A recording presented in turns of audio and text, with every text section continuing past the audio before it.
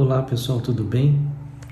Bom, o pessoal tem me perguntado bastante a respeito da pandemia e como é que vai acontecer as coisas depois da pandemia. Será que vai ser possível também ainda continuar alguns serviços à distância, principalmente na área médica? O que vai mudar também na área médica? O que vai ter de novo? Cursos à distância, será que é possível fazer medicina à distância? Bem, a gente vai falar um pouco sobre isso nesse vídeo. Meu nome é Paulo Barros e eu sou da clínica Barros e Barros Médicos Associados. O material que eu usei para editar essa aula, eu obtive a partir da imprensa, escrita televisiva, literatura médica e além também da experiência que a gente vem tendo na área didática médica, bem como também de relato de colegas e experiência pessoal. Basicamente, eu vou falar um pouco sobre a economia global no futuro, o realinhamento global, político, a tendência de uma regionalização econômica e na área médica, falar alguma coisa sobre a necessidade ou não, a possibilidade ou não de cursos online, como ficarão os cursos médicos, a prestação de serviço médico e essa discussão em relação à medicina à distância.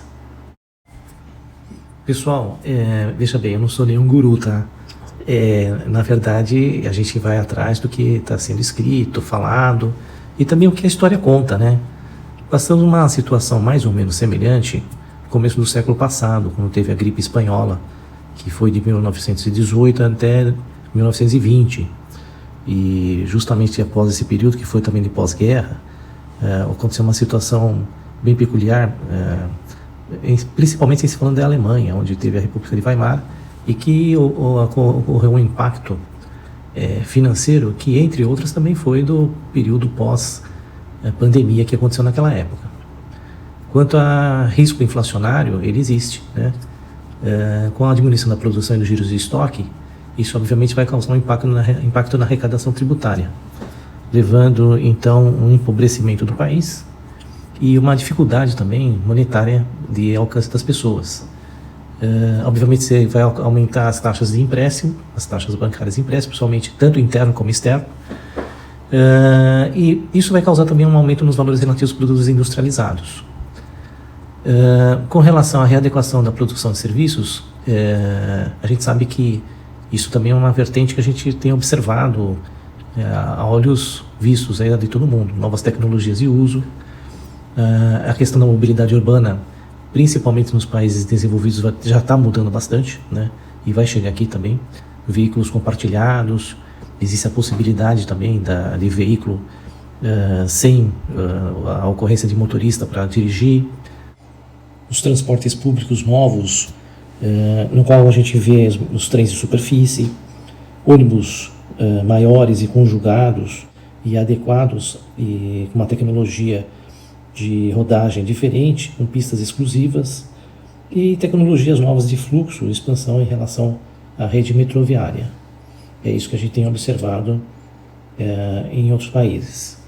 Com relação também a serviços a serem realizados à distância, principalmente os serviços de entrega, os deliveries, em que não só o que a gente vê hoje, né, através das motocicletas que a gente vê aqui em São Paulo, por exemplo, mas também outras formas, também usando a via aérea, talvez até por drones. E apoios logísticos, quer seja de serviços de orientações também à distância. É isso que pelo menos é a tendência que nós temos visto e que é uma realidade que já está bem implantada e não vai ter mais retorno. E os países produtores de commodities, como ficarão? O choque na economia mundial frente à pandemia provocou uma queda no preço das commodities. Energias e metais são os mais afetados. Commodities associadas a transporte, como o petróleo, vêm sofrendo queda acentuada.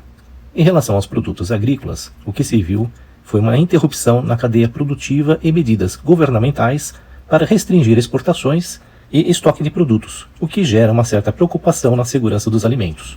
Há uma redução na demanda com impacto maior em países em desenvolvimento.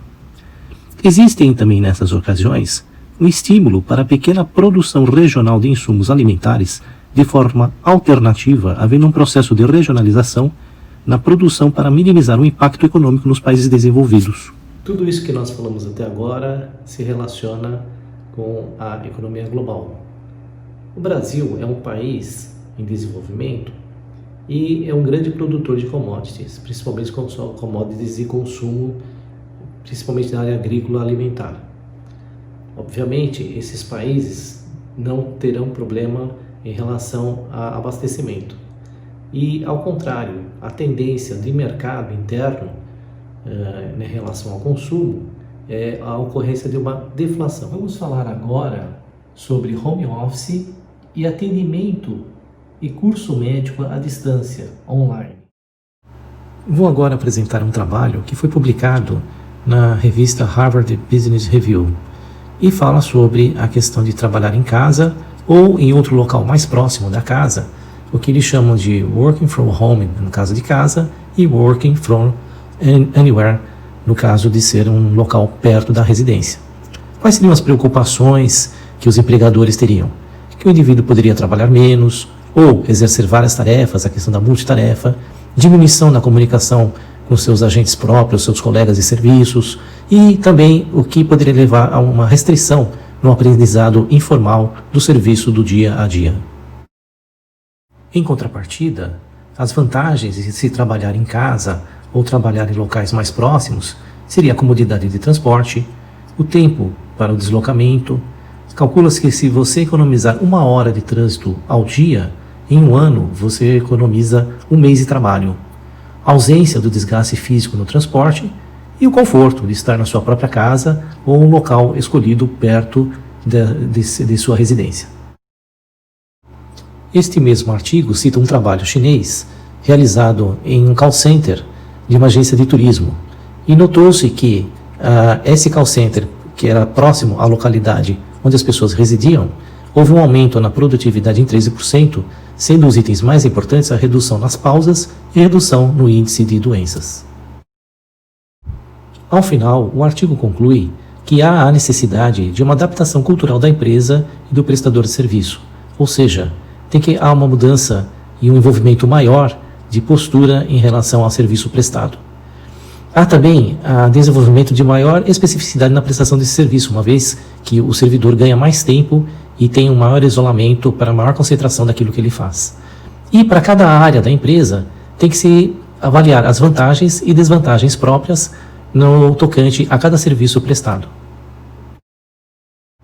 Passando agora ao tema do ensino à distância, especificamente na área médica, existem nesses cursos 2 vertentes, uma questão do ensino da teoria e outra em relação ao ensino da prática.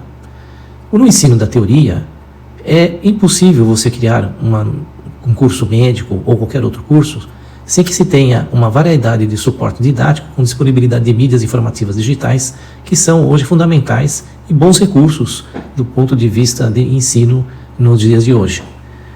Porém, a medicina, ela requer uma atividade prática, tanto clínica como cirúrgica, que é inerente na formação do profissional.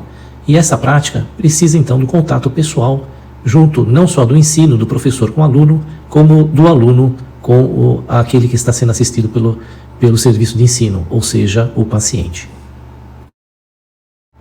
Na questão atendimento à distância, existem requisitos a serem considerados. O primeiro diz respeito à queixa, afastando-se a possibilidade de emergência ou situações de risco ao paciente. Atestado e afastada esta hipótese, devemos realizar essa atividade usando uma tecnologia confortável e usual, tanto ao prestador, como no caso médico, como ao usuário, como no caso o paciente. O prestador tem também que possuir uma desenvoltura comunicativa específica para esse tipo de mensagem que ele vai passar aos seus usuários, que no caso é o paciente. Há a necessidade de tecnologia de assinatura de mídia digital à distância, e ela necessita também tanto a mídia à distância como também esse meio de comunicação de uma tecnologia de suporte para manutenção e devido acesso e manutenção das informações neles contidos. Há que também considerar a proteção das informações contidas por meio dessa comunicação. E por fim, tem que também ser avaliado os resultados de medicina acessória, laboratoriais e imagem através de tecnologias que são cada vez mais desenvoltas no nosso meio. Momentos de crise pedem por raciocínio, análise, adaptação e condutas. Os que possuem maior cabedal de informações serão os que irão se adaptar melhor às novas condições. E para isto, serão exigidos a adaptação aos novos perfis de negócios, facilidade para adquirir e implantar os novos mecanismos tecnológicos e preparo educacional. Como vocês viram em relação a todas essas questões, nós ainda estamos aprendendo e temos muito que aprender.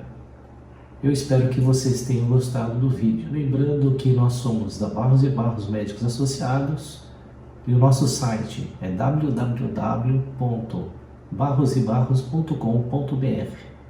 Obrigado.